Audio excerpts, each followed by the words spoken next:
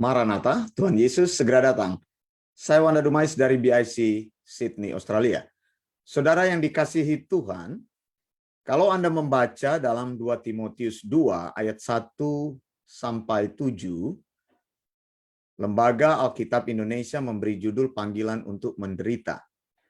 Tetapi dalam ayat-ayat ini saya periksa bahwa ayat-ayat ini menuliskan bagaimana sebenarnya orang Kristen menjadi orang Kristen yang bertumbuh, orang Kristen yang berkembang. Nah, saudara, sebenarnya setiap orang Kristen punya keinginan untuk bertumbuh, berkembang. Mereka melayani Tuhan, melayani Raja di atas segala raja sebagai pusat daripada penyembahan mereka. Nah, saudara yang dikasihi Tuhan, ayat-ayat tersebut dalam 2 Timotius 2 ayat 1 sampai 7 memberikan beberapa catatan. Yang pertama, orang Kristen yang bertumbuh itu adalah orang Kristen yang kuat di dalam kasih karunia Allah. 2 Timotius 2 ayat yang pertama dikatakan, sebab itu hai anakku, jadilah kuat oleh kasih karunia dalam Kristus Yesus. Nah, orang percaya, orang Kristen yang bertumbuh dan akan menghasilkan pelipat gandaan di dalam hidupnya. Yang saya maksudkan pelipat gandaan adalah hidupnya mempengaruhi orang lain. Itu adalah orang percaya atau orang Kristen yang kuat di dalam kasih karunia Allah. Kemudian bagian yang lain, yang kedua dikatakan bahwa ada tugas yang harus dikerjakan oleh orang percaya tersebut.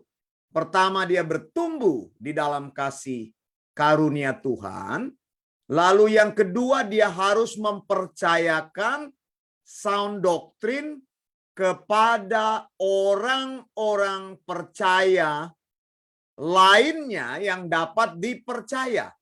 2 Timotius 2 ayat 2. Lalu yang ketiga adalah orang percaya yang bertumbuh adalah orang percaya yang mengalami penderitaan sebagai prajurit, sebagai seorang atlet, dan sebagai seorang petani yang bekerja keras. Ini istilah-istilah yang Paulus pakai, yaitu mereka itu kuat.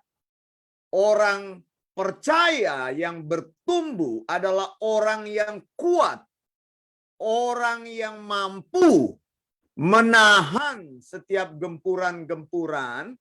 Mereka itu mempunyai iman yang tangguh. Ya, seorang petani yang bekerja keras. Dalam 2 Timotius 2 ayat 3 sampai 7. Lihat, saya bacakan ini. 2 Timotius 2 ayat 3 sampai 7. Ikutlah menderita sebagai seorang prajurit yang pertama. Kemudian dikatakan ayat yang kelima, seorang olahragawan ya hanya dapat memperoleh mahkota sebagai juara apabila ia bertanding menurut peraturan-peraturan olahraga. Kemudian ketujuh, perhatikanlah apa yang kukatakan, Tuhan akan memberi kepadamu pengertian dalam segala sesuatu. Nah, saudara, ayat 2 saya mau tekankan di sini. Ayat 2 dikatakan oleh Alkitab, apa yang telah engkau dengar daripadaku di depan banyak saksi, percayakanlah itu kepada orang-orang yang dapat dipercaya, yang juga cakap mengajar orang lain. 2 Timotius 2 ayat yang kedua. Untuk menjadi orang percaya yang bertumbuh, pertama memiliki kasih karunia Yesus Kristus, kuat di dalam kasih karunia Yesus Kristus. Lalu yang kedua adalah tugas orang percaya adalah mempercayakan sound doktrin kepada orang-orang lain yang bisa dipercaya. Nah ini saudara, kita mencari orang-orang yang bisa dipercaya. Ini memberikan aplikasi utama kepada para gembala dan para pemimpin gereja. Jadi yang kita percayakan itu adalah pengajaran sound doktrin. Ajaran yang sehat itu yang harus diteruskan kepada orang-orang lain yang sanggup dipercaya.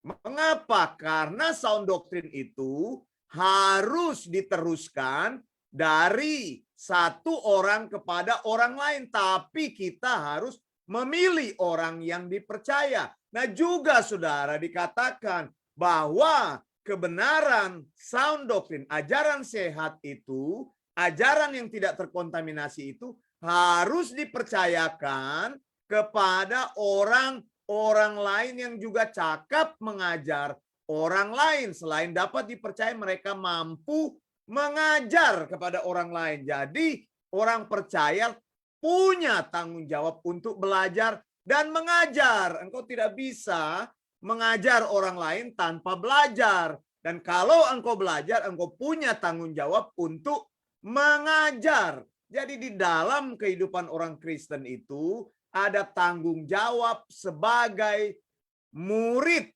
dan juga sebagai guru. Nah, saudara yang kekasih, saya ingin katakan, ini juga bisa diaplikasikan dalam kehidupan setiap orang percaya, dalam relasi dengan orang percaya lain, yaitu seorang suami Kristen mempunyai sound doktrin dan meneruskan sound doktrin itu kepada istrinya. Lalu istrinya meneruskan kepada anak-anaknya. Begitu. Jadi bukan hanya sampai di mulut saja. Engkau akan berbuah dalam hal itu, membawa orang lain kepada sound doktrin. Amin, saudara. Mari kita katakan. Membawa orang lain kepada sound doktrin. Membawa orang lain kepada ajaran yang benar. Membawa orang lain kepada ajaran yang sehat. Jadi dari mulut kita keluar ajaran yang sehat.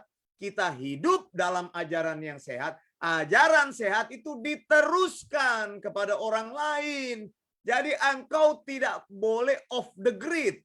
Tidak boleh menyimpang dari ajaran tersebut. Engkau terima ajaran tersebut sebagai suami. Engkau teruskan kepada istrimu. Suami mengajar kepada istri. Kemudian istri mengajar kepada anak-anaknya. Jadi tanggung jawab orang tua mengajar anaknya sound doktrin juga. Begitu saudara.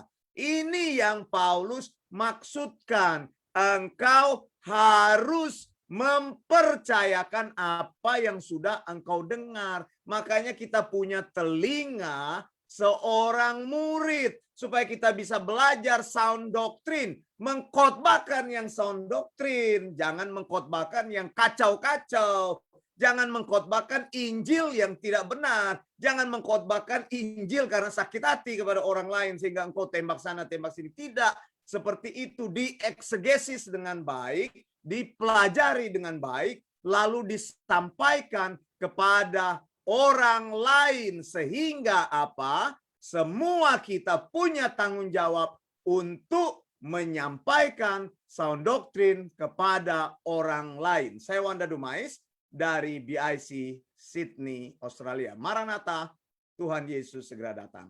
Blessings.